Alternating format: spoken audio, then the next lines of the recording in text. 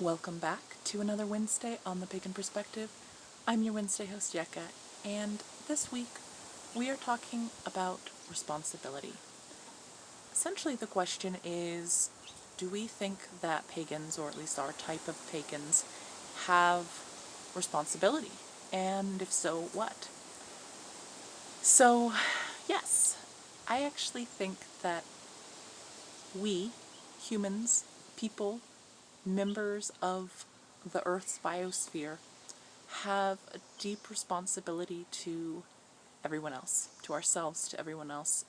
And, where we draw the line of who is us and who isn't is an interesting question, and that can be different at different times. But I believe that we do have many deep responsibilities to our communities. And what those responsibilities are, for me, what I think those are that I think everybody has is informed by my beliefs as a pagan and my experience as a pagan. So I don't think that as a pagan I have greater responsibilities than other members of the community that are not pagans. It's what the responsibilities are. I think that those are the responsibilities that we have because I am a pagan. That's my world view. So I'm just going to think about humans.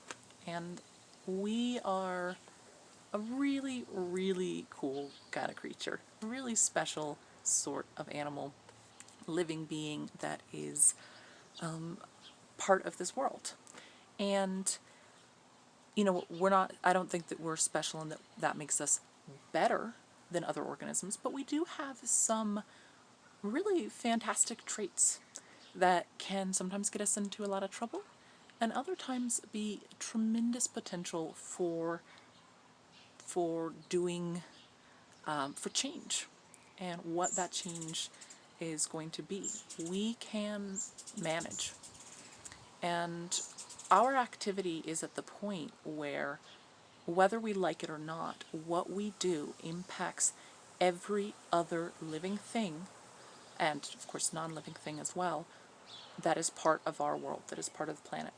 And we can't ignore that at this point.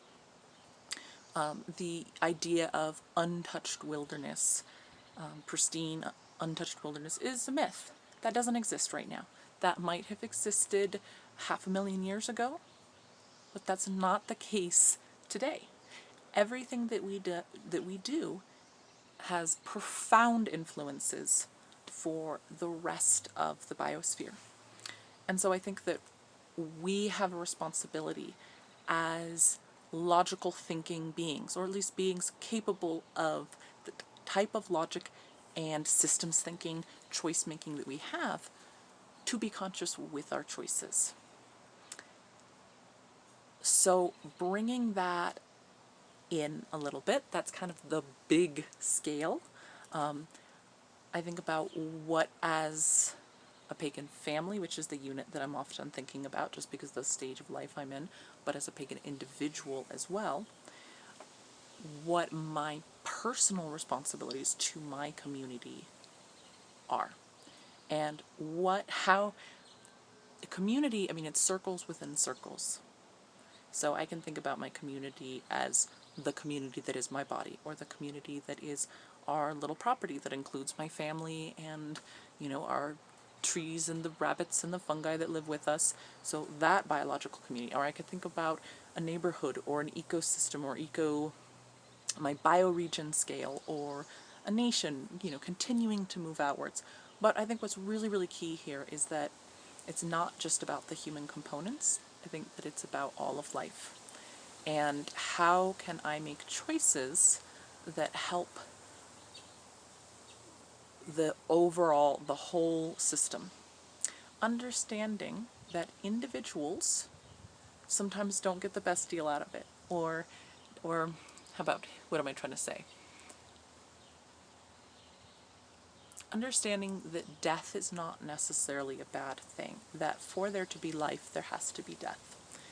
And this is inescapable. This is how life in such a complex biosphere as our own works. Perhaps this might be different on, I don't know, let's see if we go to Europa and see a very simple ecosystem there, perhaps. Maybe they don't have trophic levels, perhaps, but that's not the case with our world. Our world has trophic levels, and even for there to be soil, for there to be anything. So understanding that as a caretaker, my job isn't to make sure that everybody lives all the time. That's what cancer is, by the way.